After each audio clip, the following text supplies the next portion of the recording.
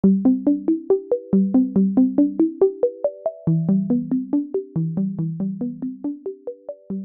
what I did get was a stronger sense of spirituality. You have kind of a spiritual awakening, because at some point you have to acknowledge, that there is a higher being. We often say with lawyers, interview, Oh yeah, consult.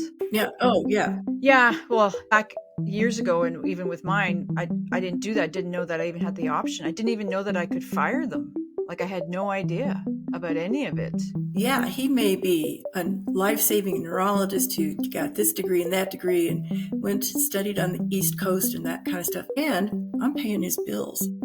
He's working for me. But remember, every one of those small steps you take toward resolution is a hero step. Your body goes through shock, and that's protective. It's a protective mechanism. The same way when you go through a divorce, that very first stage, that very first aha, you're still kind of in a state of shock biologically in your brain. Your brain is trying to tell you, you're okay.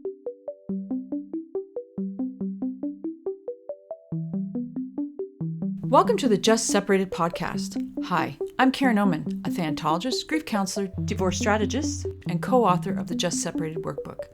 I draw on years of personal and professional experience to guide you through the challenges of your divorce. Together, with our expert guests, we'll equip you with the clarity, resilience, and tools to take charge and move forward with confidence. Follow Just Separated and join us as we explore the many different facets of divorce.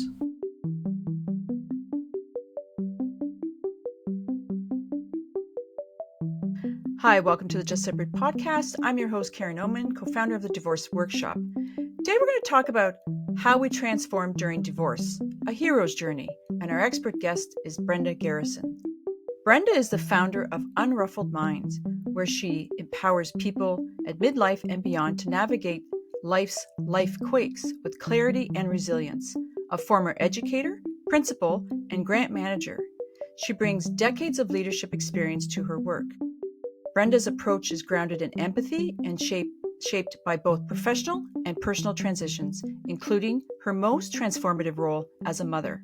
She believes that disruption can be a powerful catalyst for growth and renewal. In her talks, she shares stories and strategies to help others stay centered and purposeful through change. Welcome, Brenda, to the Just Separated podcast. Thanks. I'm glad to be here. So, Brenda, you've helped so many people navigate big life transitions, but I know your real passion for this work is deeply personal. Can you take us back to one of your own life quakes or moments of deep disruption that transformed you? Yes, and thank you for asking. It was several years ago when my daughter had just turned 3 years old, and I was sitting in a sterile waiting room at Children's Hospital in Denver because she had a really strange neurologic disease that no one could diagnose. And it was scary because I was in Denver and my family lived in a town about an hour away.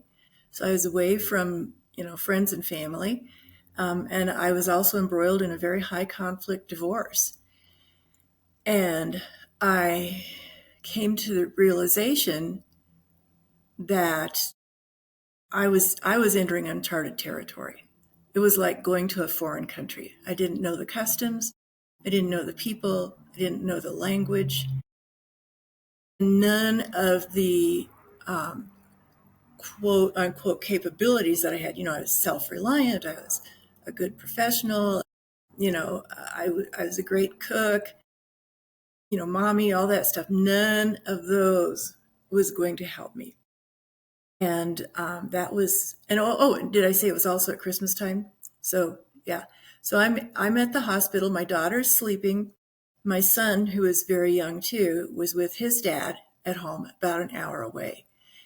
And that was a moment that I realized I was in territory where not only did I not know the customs or the language, but I also could not communicate really well to anybody else about what was going on and what I needed. And it was a very, very tough time for me and for the people around me. Yeah, it sounds like we talked about before we went on the podcast about how what we didn't know back then to now, and how if we had the resources we have now, how even that could have helped you back then navigate both sides of the story, because not just a high conflict divorce, but you also had a child that was really ill. So you were lost in this, so how did you survive? Like, was it did you get into survival mode, or did you start thinking, how am I going to survive this? Like, what were some of the things that you did to get through this really tough Yeah. time? Thank you. And I'm kind of chuckling because my son just asked me that a few days ago. Mom, how did you do that? And I said, I don't know. You just get up every morning.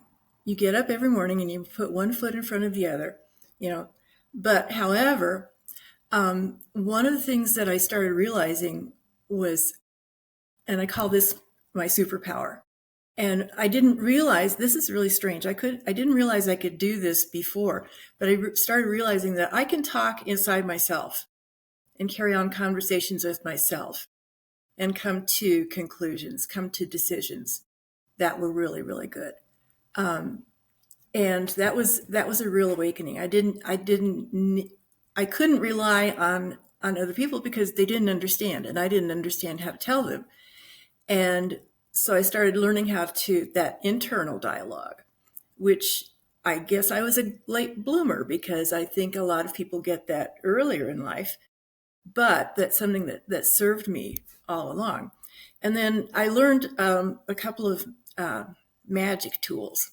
All right. One magic tool is this, a pen, and then a really cheap little notebook. And it's magic because you can do all kinds of things. There really, really is the power of paper. I had a great lawyer at that time, and he said, you need to start keeping a journal of everything that happens. And boy, did I not want to do that. I thought, oh yeah, relive the pain.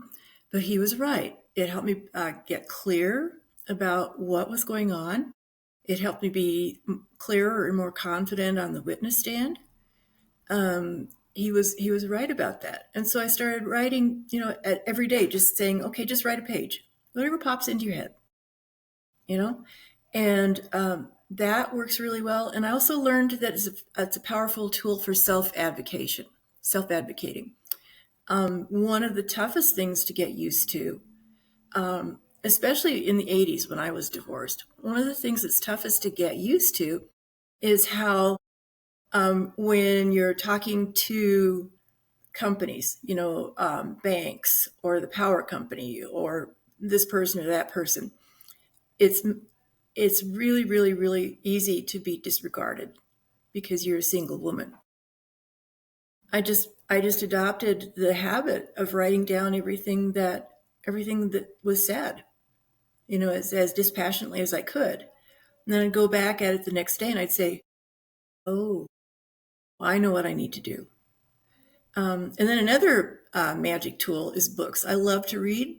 I read a book by William Bridges on transitions.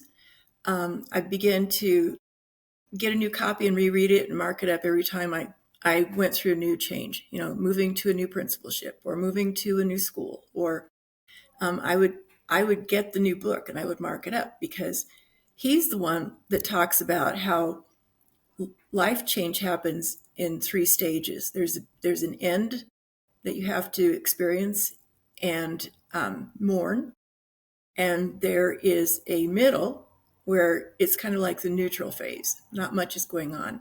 And then there's the new beginning.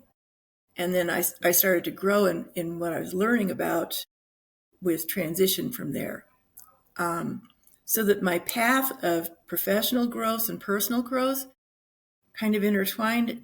When I was in graduate school, I studied change facilitation. Loved it. Loved learning how to help people change.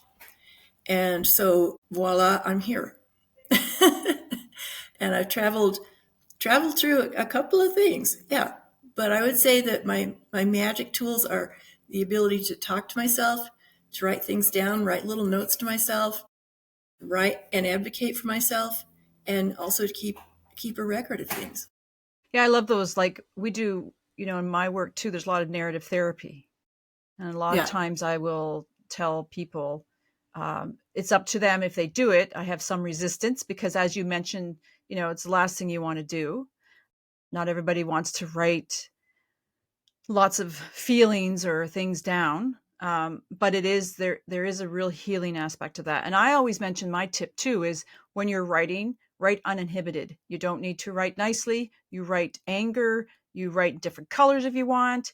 You can swear in there if you want. There's no judgment of this journal, of this thing. And another thing I like the point was that you must document everything. We know that in high conflict, it's very important that you make sure that you keep those records of everything. So yeah, you were kind of starting that, did it kind of intuitively in the 80s to get yourself on that healing path. yeah. Um, a counselor was telling me that there really is a physical loop between cognition and the physical act of writing and getting it down on paper. This kind of closes the loop. Yeah, it is extremely helpful. I want to touch down on the fact that, you talked about in your story about stepping into that hero journey. And I just want people to understand, like listen to like you describe that to us because, you know, I never thought of myself and I've gone through a high conflict divorce and other things in life that have been pretty hard. And when I read what you said about the hero journey, I went, wow, really? Like, am I really like that? Could I be on my own hero or like, right? And I'm thinking for people that have going through some stressful time and divorce, whether it's really high conflict or just moderately conflict, is still difficult. So can you talk to us about the, what your views about the hero journey is and what it looks like for others or Mm-hmm. and for yourself? Well, first of all, we like to go out and find heroes. Like I love the book Wild by Cheryl Strayed. I've reread it a couple of times, and that is a real hero's journey. She had come to a very, very tough point in her life, and she realized there was no choice for her but to embark on this hike on the Pacific Crest Trail. And it wasn't always pretty. In fact, sometimes it scared me, the things that she was going through. But that was the only way that she could get to the newer, better version of herself. And another example is Star Wars. I love when Luke Skywalker, well, I don't love it, but when he comes home and sees that everything in his life has been destroyed, that's a great metaphor for what we're going through. Too many times we sit through the movie, we read the book, and we say, "Oh, that was good," and we talk to our friends about it, and then we go back to life as usual, and we don't see ourselves as heroes of our own journey. In fact, we don't feel heroic at all. And if someone said, "You're a real hero," that it would have just bounced right off me. I wouldn't have been able to take it in, because our self-esteem takes such a beating. But the hero's journey has a few predictable steps, and Joseph Campbell writes about it a lot in his work. But the hero's journey involves the first of all, you have a reality, a former reality. For me, married, couple of kids, I was on the Philharmonic board, baked my own bread, made my own peanut butter, and things like that. And I was very self-reliant. And I was the one that initiated the divorce. And I had certain ideas of how things would go. And just like Luke Skywalker coming home to his ruined village, that moment of truth for me in the waiting room at Children's Hospital was just like that. Like there's no going back. You can't go back to the way things were. Whatever is going on in your life right now, you feel like you don't have any of the resources you need, and you don't. But you're going to keep putting one foot in front of the other. Yeah, I love that. I've read Wild and I've seen Yeah. Star Trek too, Star Trek as well. Yeah. Star Wars, sorry, not Star Trek. Yeah, and what I also liked you said is that many of us look for it from others, or it's a book or it's a movie, but Out there. it's out there, but it's never. That's why I said I kind of had a flashbulb moment or a wow moment yesterday when I read that. I went, why don't we ever think of ourselves as heroes? And and it's not the Marvel creature, it's just what we've had to go through, right? And I think of your story and I think, yeah, definitely what you've had to walk through, right, is definitely heroic. Well, I can sort of see the heroism now, several decades out, several experiences out. I can sort of see that hero's role. However, when you're in the thick of things, I mean, really down in the weeds of dealing with this problem or that problem, it's it's okay to be heroic enough just to get through the day. You have to shorten your idea of what heroism is. And I help people learn how to celebrate that little teeny tiny shift in thinking, or maybe just one habit that they pick up that they want to use the rest of their lives, or one new perception. That's the hero. If we face up to those kinds of changes in our life with courage and humility, that's the real heroism. And then if we keep following those steps day in and day out to the best of our ability, then we're become much more heroic, way more than we might think we are right now. Yeah, I was just thinking when you're saying that, like I when I work with people, sometimes they don't even see the little baby steps they've done. And I will have to point out the little steps and they'll say, "Oh yeah, I did do that." Right? So sometimes that's our job too, is also point out where they've made the little baby steps. Because at the beginning, um, all you can really expect is just the little steps, right?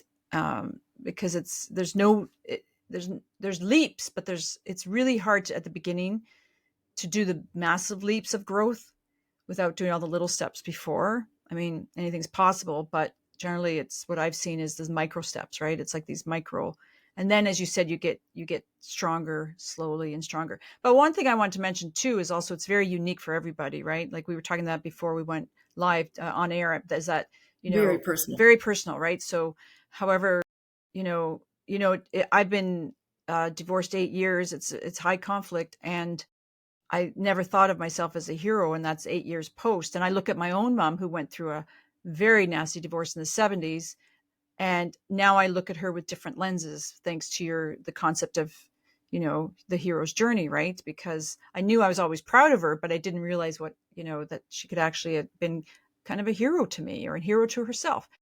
So I think that's just important that people start learning this language of this hero's journey so they can kind of think differently about the whole thing. Does that make sense? Boy, that does make sense. And it sure wouldn't make sense on a Hallmark card, though. Yeah, that's true. You know, it's not something that you can just capture in a little thing, and we tend to love those little things, little plaques we can put on the wall, little things we can cross stitch, or little things we can add to our emails, but that's not the real thing, is it? The real thing is that feeling like, oh, another puzzle piece is clicked into place. And that puzzle piece is everything, isn't it? Do you have any tips, just before we talk about another topic, about how people can get on that hero journey? Like we talked about writing, and that's a really cheap and affordable way to start the process. But do you have any other tips? Mm-hmm. I sure do. A couple of things. First of all, before you fall asleep at night, tell yourself 5 things you're grateful for. I started doing that, and I started sleeping so much better. I can't be sure, but I think that in our sleep, our brain tries to sort out all the schmutz from the day, and tries to make sense of it. And if you're in turmoil and you're in crisis, your brain never catches up, I don't think. And so you wake up in the morning still feeling like, ugh, but for some reason that naming 5 things you're grateful for gets you out of that cycle. And then I learned a little journaling practice takes 5 minutes. And I just write down a rosebud thorn. And for the rose, I write about something that's happening, something that's blooming, some project that's moving ahead, some, or I went out and bought new clothes today, or whatever. And then the bud is an emerging opportunity, on the horizon. I've got this. I've got this to look forward to. I've got this to prepare for. And then the thorn, there's always the one thing, it could be money. It could be your relatives that are coming to visit that you might not like, And so it helps you acknowledge where you are in the world, and helps you realize you're not the only one. This is just part of being human. Yeah, and I think the thing, what I like that what I hear you saying too, is this is a practice, and a lot, it's not. I say to people all the time, you can't do it once or twice. It needs to be kind of in part of your routine, that you do this every night. It's like when I teach people their breathing, the 4-7-8 breath. It's a very, very important breath work for people that are going through a lot of stress. I do it every night. There's not a lot of excuses when it takes us a minute and 30 seconds, right? But it really helps calm the sympathetic nervous system. So practice these, what you're saying, Brenda, because it'll really give you a different perspective of your life, right? And another thing I want to mention too is another tip I have with regards to the gratitude is also, if you can kind of not say the same ones every night, because Oh, yeah. yeah, so say you're having a bad day and I'm breathing, I ate, I was able to go for my walk, kids didn't yell at me, whatever. But the next day, try to change it up, because it opens you up a little bit to having to appreciate. Maybe today I just appreciate that I got out of bed, and name the things, you know what I mean? So I try to recommend that we change, sometimes not always doing the same grateful things every day, if possible. Sometimes it's going to be the way it is, but if you can, just try to think of other things that, because we all should be grateful for a lot of things, except when you're in the heaviness of a divorce, or it's really hard to even think of anything you're grateful for. So Because it's pretty slim pickings. it is. Yeah. And then, if I find myself saying every night, and I'm grateful for Philip, my son, and I'm grateful for Emily, my daughter, and I'm grateful for my Neil. Okay. Okay, great. But that kind of, you need to narrow that down and become a little more specific. Like, I'm grateful that I had a great conversation with my son on the phone. Or I'm grateful that Emily did well at the dentist.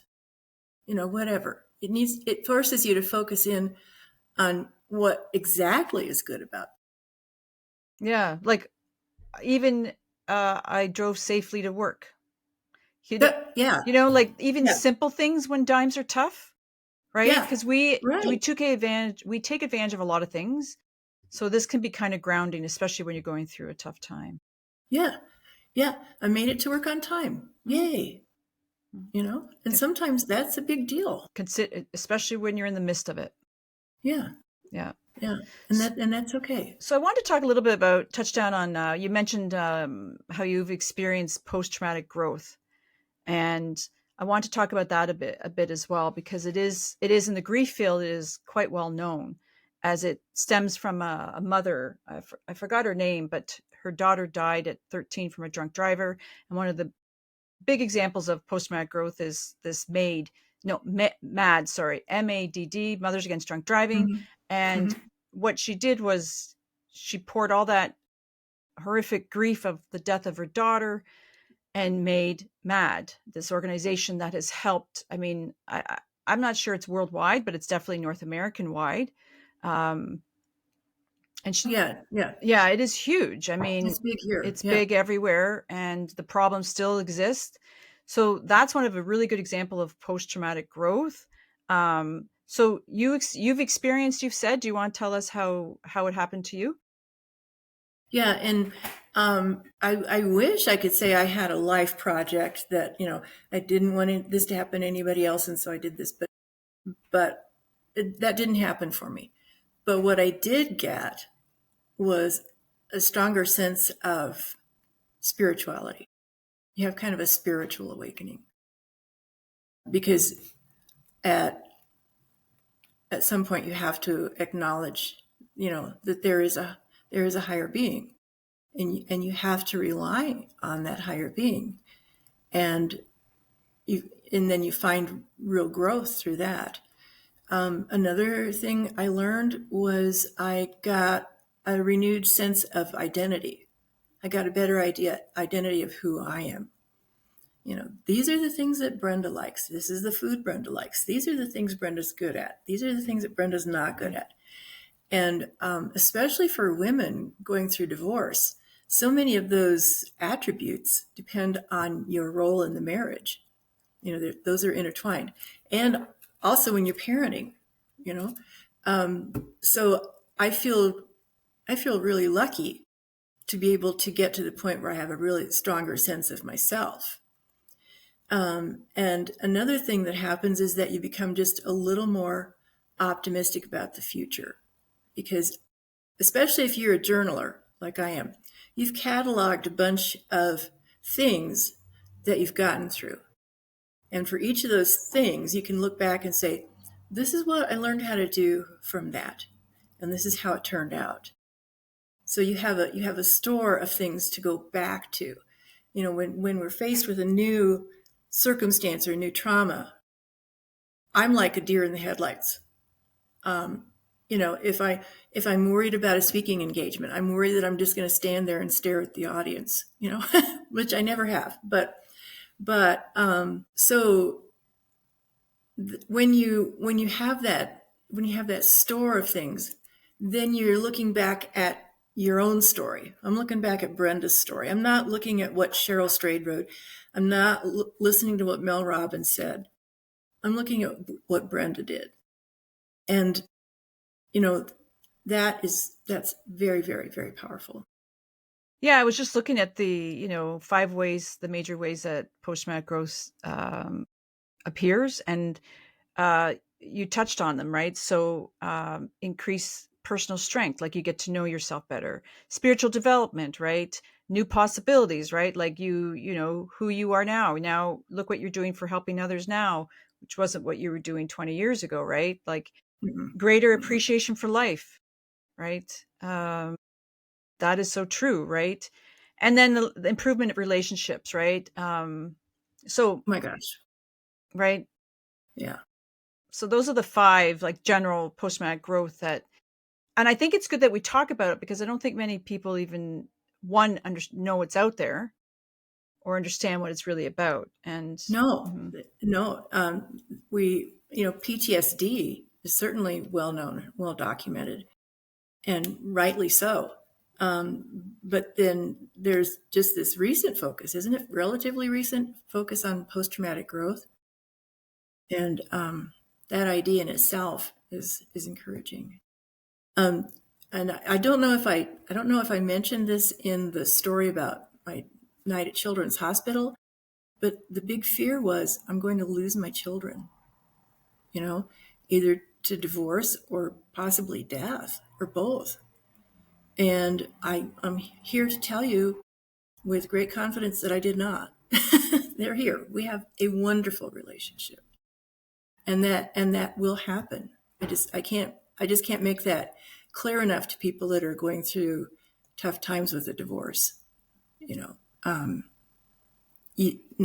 will be okay. yeah, it is when we're talking about post-traumatic growth, it doesn't mean that it erases all the pain, right? It's more of a integration, right? It's more of a that type of journey, rather than just, all of a sudden you get there and you're always there, right? Because things do sway back and forth when you're in that process. But what I hear from you too, is that you want to give people hope that they will get through this. It's hard when you're in the midst of it, but listening to other people's stories, like your journey, can help people understand that they, that they can get through this, and the tips that you've given too, right? To say, okay, try these, try this, because we all need support of some sorts when we're going through this. Yeah. And what a wonderful thing to finally realize, oh, I am the support. Good point. I'm autonomous. I'm the support. I have people that help me. And I had a lot of really, really wonderful people that did a lot of really great things for me. And I'll never forget that. And now, decades later, I'm finally able to say, no, I've got this. I've got this. I can handle this, and it makes life just so rewarding and so fun. What an important thing you said there about I am my own support, right? It's me. I have to count on me. One of the things in Thantology they teach us is these 4 pillars of support, right? So you have to make sure you have the right professionals. So make sure you hire the right professionals, the right coaches, the right mediators or lawyers. Also, family and friends is a pillar, but make sure they're the right family and friends that are supporting you. And then peers, right? Peers are also a really good support system as long as they're the right peers. I'm always a stickler for that, because sometimes peers as well as family can make you more angry and not helping empowering you. So just be mindful of that. But what was key that you said there is that it's you. You have to learn to support you the best way. And that's why I liked your internal dialogue. That's really important that you talk to yourself and support yourself, because for sometimes when you're going through these nasty or difficult divorces, that's all you're going to have at the moment is just you. Yeah. And I would also say that when you're hiring the specialists, you may or may not be making the right decision. I think it's a good idea to do everything on kind of a conditional basis, because when you're going through a divorce, your brain isn't working right. Your brain is trying to solve problems in the way the brain solves problems, by saying, get out there, do that, go do it, get back into graduate school, you'll be okay. No, you won't. And just be aware that the first decision that you make, the first person that you hire may be okay, but you need to keep in mind that you're going to revisit it in 3 months and see how it's going, and then maybe willing to change. Yeah, it's a good point. We often say with lawyers, interview, consult. Yeah. Oh, yeah. Yeah. Well, back years ago, and even with mine, I didn't do that. I didn't know that I even had the option. I didn't even know that I could fire them. Like, I had no idea about any of it. Yeah. When I first realized, like the neurologists we were working with, they were top of their game. They were top of the profession, and I have to tell you, sometimes doctors have really big egos. I don't know if you knew that, but some of them do. And that was the first time I realized, oh, no, this doctor is working for me. Yeah, he may be a life-saving neurologist who got this degree and that degree and studied on the East Coast and that kind of stuff. And I'm paying his bills. He's working for me. Whoa, that was that was a huge realization. Yeah, change that mindset that they actually work for you, right? So that's really important. Tough. Yeah, it's tough, especially as women, more so, right? Before we wrap up, is there anything that we've left out that you would like to mention? I would just like to say that no matter what you're doing today, if you're paying that bill you don't want to pay, or if you are worried about something on the job or worried about your car, go ahead and worry. But remember, every one of those small steps you take toward resolution is a hero step. You did take some hero steps today. You are on the hero's journey. And, I love that. No, you may not be Cheryl Strayed or Luke Skywalker, but you are a hero. Yeah, I love that. Oh, and more important, the more work you put into understanding yourself and understanding, and read as much as you can. Just read as much as you can. That's going to be your tour guide through your hero's journey. Love that. So before every guest I have on, I ask them this last question. So for someone who's just separated, whether they left or were left, what advice would you give them to help them navigate those overwhelming early days? And you sure had overwhelming early days. Yeah, I would liken that. It's liken that to the time that I was running for the train and I tripped and fell and I broke my knee and my elbow. And the pain was horrible, but not at first. At first I sat there and I thought, oh, well, that was interesting. Look at the funny crease in my knee. I can get up. No, I couldn't. And just like that, after my divorce, I was saying, come on, get with it. You can do it. Read your Stephen Covey. Come on, get with it. You're okay. No, I wasn't. Your body goes through shock, and that's protective. It's a protective mechanism. The same way when you go through a divorce, that very first stage, that very first aha, you're still kind of in a state of shock. Biologically, in your brain is trying to tell you, you're okay, you'll get through this, just get back to your old activities. And you have to say no, and you have to say, just like if you had, like when I had my broken elbow and broken knee, I couldn't get up and walk and go to work the next day. It took time. It took help. It took effort. And that's how I would encourage people to treat themselves, shortly after a jarring experience like a divorce. I love that, Brenda. It's a great metaphor. That, Thank you. I was right there with you. I'm like, the pain, it could not start off that way. It's a bit shock. Even if you've decided to leave, then the pain comes in and it can, and that in my world is a lot of grief that doesn't get acknowledged enough in this society. But I really love that, because that's exactly what it is. So how do people get in touch with you if they'd like to have a session with you? I would love for people to reach out to me. I am on LinkedIn, Brenda Garrison with Unruffled Mind. And I have a Facebook page, and I also have my personal page. And my website is unruffledmind.net. Brenda, do you do one-on-ones in person or both online and in person? Online and in person. And I do group walks too. I have a bunch of those coming up this summer. But what people can count on is that in a coaching session, we sit and we become present. Just find a quiet place, turn it into a safe space. And then I let the client do the talking, and I ask them, okay, what work needs to be done today? What are you bringing to the session? And then gently, kind of digging in and figuring out what the underlying themes are, and then helping them to figure out what their next step is. And instead of just jumping into, making up your goals for the week, I say, okay, now, so what needs to be happening right now? What's waiting to happen?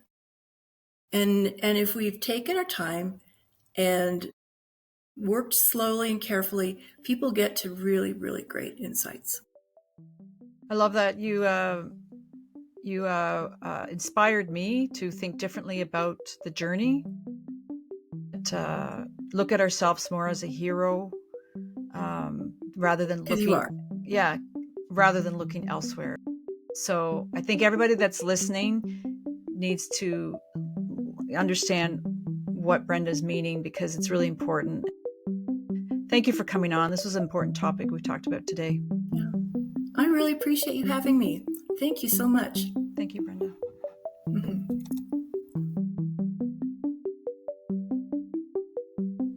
Thank you for joining today's discussion with our divorce expert. Check out the show notes for more about our guest. If you're finding value in our podcast, follow us on Spotify, Apple Podcasts, and our YouTube channel at Divorce Workshop.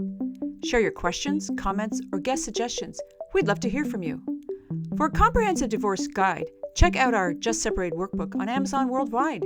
This workbook covers everything from emotions and co-parenting to finances, legal insights, and recovery, a must-have for anyone navigating separation or divorce.